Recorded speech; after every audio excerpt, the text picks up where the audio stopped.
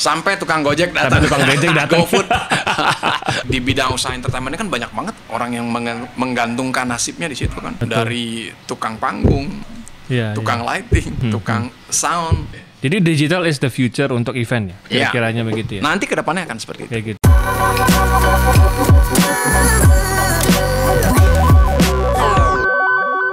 One two, hello semuanya. Kembali lagi di, nggak tahu nih namanya apa ya Bang ya. Yang jelas balik lagi sama saya Dedi Christian dan tamunya spesial hari ini, yaitu seseorang yang sangat saya hormati. Just being for himself, dia tuh kayak udah kayak seperti mentor saya kayak gitu. Dan you can Google his name, tapi hari ini dia ada di sini untuk kita sharing-sharing ya Bang ya. Ya. Nah, jadi kita punya Bang Jet Pisang ya. Ya. Tepuk tangan buat diri sendiri. Tepuk tangan buat diri sendiri. Audiensnya di belakang ya. Halo. Jadi ya gini, apa namanya? Kita sih hari ini ngobrol-ngobrol aja. Ya, gitu. ya. Kapan kita terakhir ketemu ya? Udah lama ya. Udah lama banget nggak pernah ketemu. Iya. Dan hari ini ketemu kamu dengan slimming. Lebih slim ya. Bang Jet juga kok sedikit lebih slim, lebih fresh lah ya. Oh ya? Zaman-zaman waktu event kayaknya lebih apa ya? Lebih kayaknya capek gimana gitu. Berarti corona COVID itu membawa berkah ya. Ini podcast terjadi karena corona juga.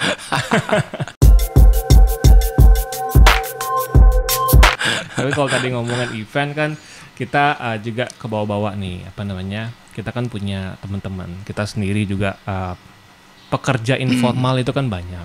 Ada pekerja panggung, anak-anak yang bergantung dari freelance. Itu apa kabar ya teman-teman itu ya Bang? Yang jelas struggle ya semuanya hidupnya. Ngomongin corona, kita kan udah ngelewatin beberapa fase kayak perang Irak-Iran, kan itu juga berpengaruh gitu maksudnya. Iya perang. Terus Teluk ya, di negara kita sendiri juga ada beberapa kasus yang ngaruh juga itu tahun 91 92 itu ya. Iya, 98. Oh, 98. Ngaruh juga. Ini benar-benar apa ya?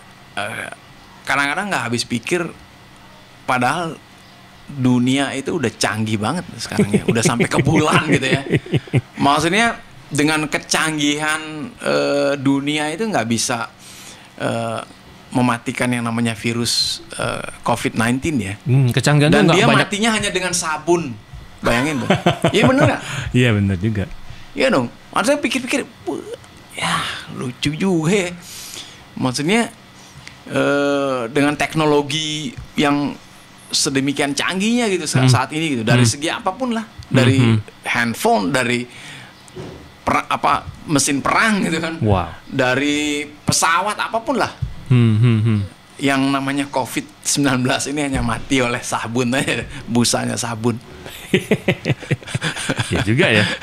Kalau nggak salah itu sabun bisa menghilangkan, sebenarnya sabun intinya menghilangkan yang bersifat seperti lemak, dan virusnya itu berdiam di seperti senyawa lemak or something like that ya, kayak gitu. Dan dampaknya gila banget ya. Maksudnya kalau dulu di negara mana gitu kan ada perang atau ada wabah atau apa kan, kita Ebola dulu juga gitu. Ebola. Ya kita masih oke lah gitu, maksudnya masih oke.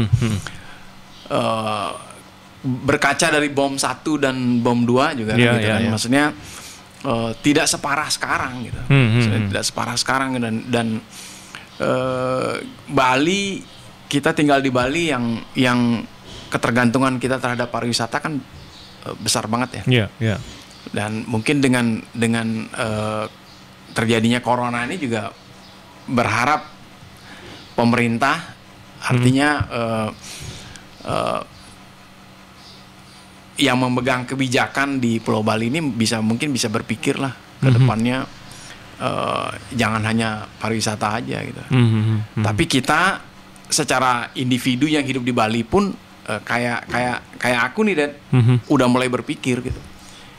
Aku nggak bakalan menaruh kehidupanku 100% di dunia pariwisata ini. Udah mulai sekarang berpikir seperti itu ya. Ya karena ada COVID-19 itu. Iya. COVID-19 jangan dilihat sebagai sebuah musibah. Iya. Musibah pastilah kita semua ini, tapi lihat kayak teguran lah, apa yang mesti kita lakukan ya, gitu ya. Aku nih Desember 2019 tuh udah ada email masuk, karena kan China kan, mais kan, kita kan mais dan sebagian besar memang klien kita kan memang dari luar. Nah, beberapa inquiry yang udah masuk, khususnya dari grup-grup dari China, itu udah Desember udah ngirim email. Jadi isinya ya itu postpone. Oke. Karena kan di Cina udah kejadiannya udah sebenarnya dari September, November lebih berasa di mereka udah mulai gitu. Cuma kan terekspos-nya itu kan baru-baru belakangan gitu ya. Orang-orang Indonesia apalagi baru sadar Maret kali. Jadi aku begitu Januari masih ada beberapa event yang harus kita selesaikan, yang pertama tapi dari Indonesia gitu. Meeting di beberapa hotel. Setelah itu Februari aku udah pulang. Kebetulan aku beli rumah gitu di Tabanan, daerah Tabanan lah ya. Tapi kalau hari-hari kalau lagi sibuk banget tuh di Nusa Dua, Jimbaran, area sekitarnya, tinggalnya di Denpasar. Nah, kemarin udah ngomong sama istri, kita putusin kita tinggal di Tabanan, karena di Tabanan kita bisa saving cost tinggi banget. Iya. Hal pertama yang kita lakukan adalah gimana cara meng-cut semua pengeluaran. Cut cost ya. Kayak yang namanya makanan-makanan siap saji kan. Anak-anak terutama ya. Tergoda GoFood. Ya. Itu udah kita udah mikir, itu hal pertama lah yang kita lakukan. Sambil kita mikir apa lagi gitu. Hal pertama kan gaya hidup kita udah mulai harus perbaiki ya. Itu mungkin satu tips juga buat mungkin teman-teman pekerja event informal yang sekarang ini ada di dimanapun lah ya. Cut cost. Ya kayak perusahaan lah juga. Kalau pada saat mereka bleeding kan pasti cut cost. Jadi harusnya kalau kita ngeprint pakai kertas yang baru, nah ini harus pakai yang kertas bekas yang sebelahnya masih kosong gitu. Gitu. Kalau Bang JP berimajinasi nih, dunia event dalam 2-3 tahun ke depan bakal kayak gimana? What's the future of event? Yang pasti berubah ya. Bali atau Indonesia? Yang pasti berubah. Jadi gini, sebelum terjadi wabah ini kan, sebelum jadi pandemi ini, sebenarnya kan beberapa event itu kan sudah arahnya udah digital ya. Digitalisasi ya. Karena memang kita arahnya udah ke sana. Nah, pas kejadian ini, tergantungan orang terhadap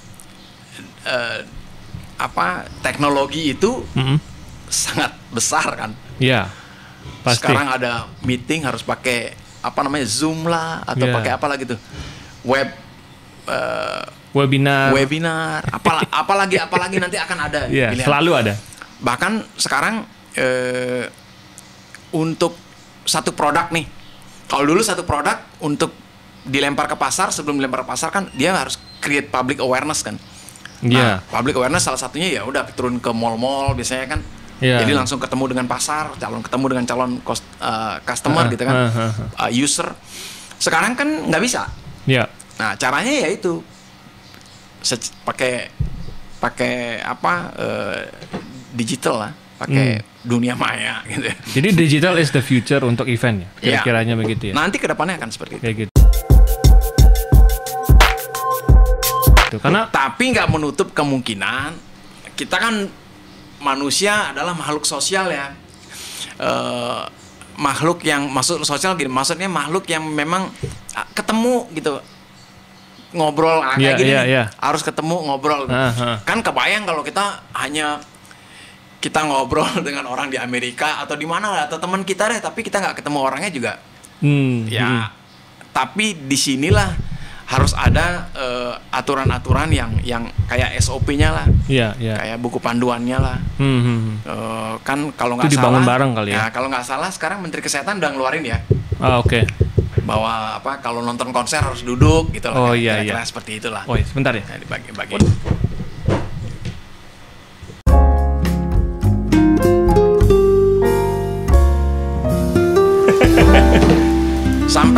Gojek datang. Tapi tukang becek datang. GoFood. Nah itu salah satu mungkin acuan ya yang diberikan oleh pemerintah buat dunia usaha gitu ya. Di bidang entertainment. Karena kalau di bidang usaha entertainment kan banyak banget orang yang menggantungkan nasibnya di situ kan. Iya, betul. Dari tukang panggung, tukang lighting, tukang sound, segala macam. Aku sempat lihat ini kabar burung dan setengah terpercaya lah. Ada optimisme di dunia event. Satu, katanya Raisa udah berani buka tiket untuk konser GBK, entah gimana nanti di bulan November. Ya, Panji juga mau ikut. Mau buka juga untuk konser di mana, Istora. Sama GBK juga. Desember. GBK juga. juga. Kayak gitu. Itu menurut Bang JP ada nggak keoptimisan dari Bang JP pribadi nih? Kalau dari coba memahami memposisikan diri kita di Raisa dan Panji ya gitu. Mereka pasti optimis lah. Karena kalau nggak optimis kan kreativitas kan lahir dari optimis. Kalau kita pesimis kan kita nggak berkreatif lagi. Nggak create ya? Iya. Oke. Jadi itu usaha mereka sebenarnya. Iya, tetap optimis dan dibantu oleh tim tentunya ya. Nah, sambil menunggu balik lagi regulasi sebagai orang-orang pemegang regulasi di negara kita nih gitu loh. Dengan segala aturannya. Nah, sekarang ya tadi kan sudah disebutin Menkes sudah mengeluarkan gitu kan. Nah, sekarang kan tinggal kita ngikutin aja. Jadi skema pertunjukannya nanti ngikutin acuan panduannya yaitu dari Menkes atau dari apapun nanti yang terbaru ya, sambil jalan aja. Kerinduan orang untuk nonton secara live itu sangat tinggi banget sekarang. Maksudnya festival apapun juga ya. Kayak siapa namanya Barat Suara punya leader siapa? Iga Masardi pun buat lagu kan krisis hiburan. Krisis hiburan kita ini, Bang.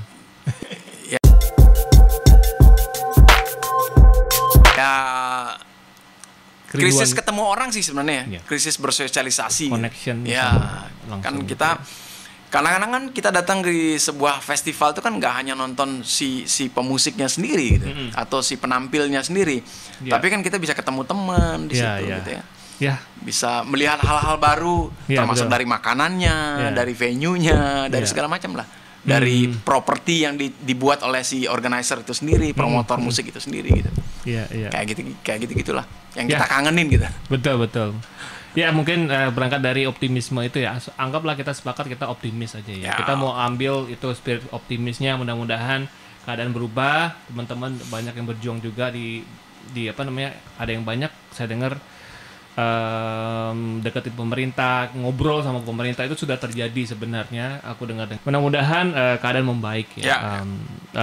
Ini sebenarnya pengen ngobrol lagi, tapi videonya harus kita cut karena kita akan mungkin lanjut lagi nanti, entah gimana, let's see ya nanti. So itu aja, kita ambil optimisnya dulu ya Bang ya. Dan jadi garis besarnya optimis lah. Optimis aja gitu. Jadi teman-teman kita highlight optimis gitu. Iya, yang masih berjuang di dunia informal kayak gitu ya, walaupun sekarang banyak yang berjuang di industri lain, nggak apa-apa, kita optimis aja. So, thank you banget Bang JP sudah mampir. Semoga kita bisa ngobrol-ngobrol lagi ya. Okay, thank you for watching and bye.